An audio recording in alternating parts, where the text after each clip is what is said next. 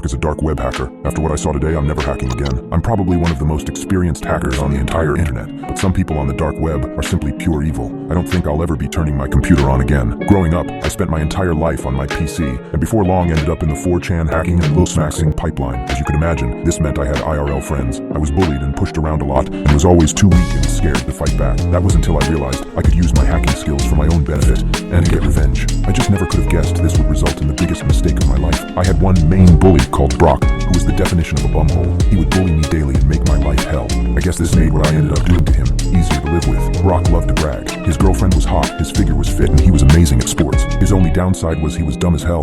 So when I saw him on Facebook as a suggested friend, something clicked. With the help of some friends I'd met on 4chan and the dark web, I sent him a PDF file to his email, which gave me full access to his laptop upon opening it. That was when I started getting carried away. I had his laptop camera, location, everything. When his girlfriend came over, I was ready. I booted up my online dating application and started sending messages to Brock. Hey baby, can't wait to see you tomorrow. Last week was a blast. It was easy to convince his girlfriend that his online babe was real. But I didn't stop there. I downloaded on his laptop as much gay porn as I could find. You could imagine how his Muslim parents reacted to his fun drive. He never came back to school since then. My guess is he moved out of town. Now I wish I'd have stopped there. Oh God, I wish I stopped there. But I was addicted. That feeling of justice being served by my hands was so good. So I started targeting criminals, the type that used the dark web to hide and spread their filth. For 4 years straight, I was a pain in their asses. Pedophiles, heavy drug dealers, hitmen, you name it. If they were online, I was making their lives a living hell. I thought I was being smart. I thought I was hiding myself pretty well. But I never could have known something was following me every step of the way, and it would soon tell me.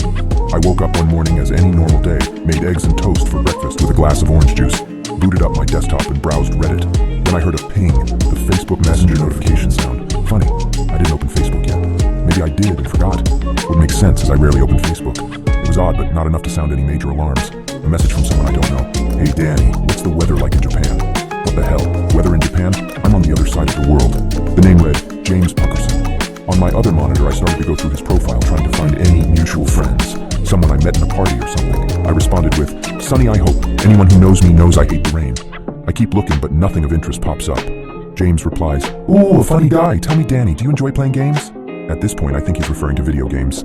Yeah, dude, what did you have in mind? League of Legends? Dota? I don't mind. Oh, Danny, I didn't mean one of those childish games. I mean a real game. You know, the type that involves putting one's life on the line. I let out a chuckle. Someone probably hacked my Facebook account, added this weird ass account, and is now trolling me. This isn't a joke, Danny. I take these games extremely seriously. Okay, what? How did he know I laughed? Did he guess? There's no way he can see me. My camera isn't even plugged in, and how could he have gotten into my apartment? My Facebook profile had a fake address on it, and I never used my real address for anything, not even Amazon or eBay. This has to be a joke. I wrote, Sure, dude, I'm bored as hell anyway. I was buying time to try and find out where this son of a gun was. I scoured everywhere trying to find any small clue to latch onto, found something, kept going and looked into it more, eventually leading up to an address. When I looked at the address, I froze. I could feel my blood draining from my face. It was my address. I was the only one living there, but somehow this asshole was using my address as a cover. Ping! Another message. I see you've gone extremely pale, Danny. What's the matter? Don't believe in ghosts. I couldn't move. This guy could see me. He knew every move I was making and I didn't know what to do.